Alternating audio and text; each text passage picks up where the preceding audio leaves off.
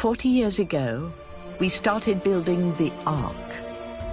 Back then, it was an experiment, a dream, a self-sustaining city of the future.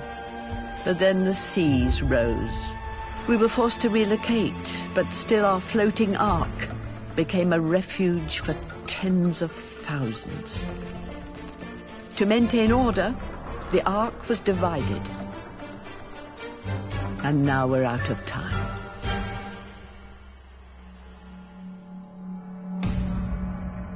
The Ark is wearing out. No new ship or plane has been seen in 20 years. The new guests live in slums, disease, thirst. Some have formed a resistance that vows to seize power and search for life outside the Ark. Ark's security force says we must have order to survive. So will you save the Ark or escape it?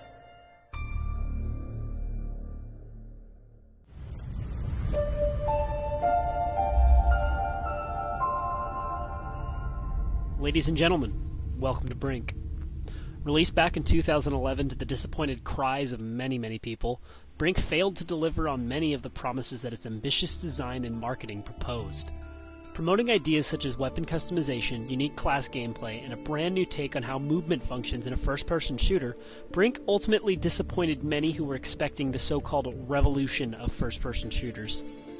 One of the most fascinating aspects to Brink was the Fluidity of Movement system created by the developers.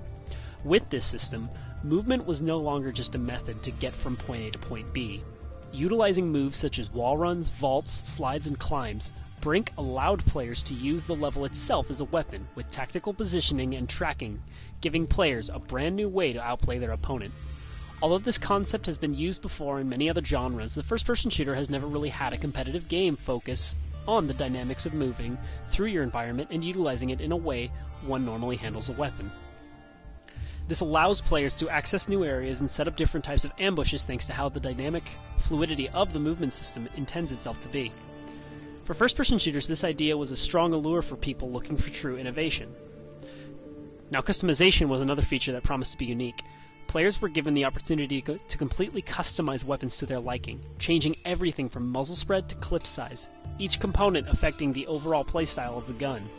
Players could essentially modify any gun to fit their playstyle, a feature almost every other shooter out at the time lacked. All of these features were priming Brink to be the next big thing in first-person shooters. But something happened that I think most people were not expecting. Ultimately, Brink was released unfinished.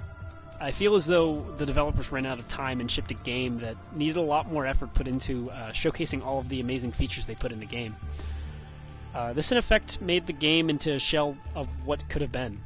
Levels were designed in such a way that made the Fluidity of Movement system feel more like a gimmick than a true feature. Lack of places to use this system to its full potential effectively limited the usefulness of the system, thus making it simply just a way to get over small obstacles instead of going around them, as opposed to the giant revolution it was supposed to be.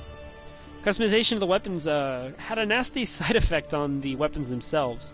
Since every weapon could be modified to play however a player wants it to play, the outcome of all the guns in the game is that they feel the same, and that you're only firing a gun that sounds different than the previous one you were trying. It carries... the game itself carries a lot of features that are so massive in scope, and they're effectively nothing more than gimmicks at the end of the day, and that's disappointing when you really think about how dynamic this all could have been. It's unfortunate that the game lived up to none of its promises, and most people responded by just walking away. Splash Damage did make some attempt to get some people back by releasing free downloadable content, but it was too little too late. Now in 2012, people have just forgotten about the game. The community's dead, and there are very few people left playing in the wake of disappointment. Like most people, when I first played Brink, I just wanted to stop. The playtime actually got me to cancel my pre-order, and I ended up not picking up my copy of the game. I waited a few months, and instead I decided to try it out on PC to see if there were any noticeable difference between it and its console counterparts. And while the PC version controlled significantly better and it ran a lot smoother, the same feeling of disappointment was really hard for me to swallow. But as I played on, I started to appreciate what Splash Damage was trying, and I found myself enjoying the game more and more as I played longer and longer. I ended up purchasing the game during a sale, and while I don't think the game is nearly as good as it should have been, I do find myself enjoying it quite a bit. The few matches of multiplayer I played are very intense and very coordination-based, and teams have to utilize every class to really make things happen. I kind of want to recommend the game just because it's got some amazing music, it's got pretty good gameplay, and it's got an amazing setting.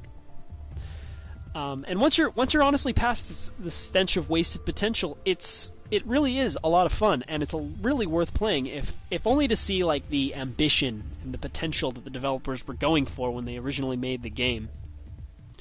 I think it would be a shame if most of the ideas presented in Brink never went anywhere, because they were just so ambitious and so revolutionary to think about in terms of first-person shooters. But thankfully, games like Blacklight Retribution have already utilized some of the ideas, specifically the weapon customization, that really gives their games a much better feel than they really should have, because there's just a lot of dynamics that you get to play with thanks to the weapon customization. In Blacklight Retribution, you actually get to see that and how it affects the gameplay. I also really enjoyed the dual storyline and the setting of this game, which is what I said earlier. And I want to run a playthrough of the game from start to finish to highlight how cool the setting is and how much potential was missed for pretty much every aspect of the game. So, with that said, I hope you guys enjoy it, and thanks for watching.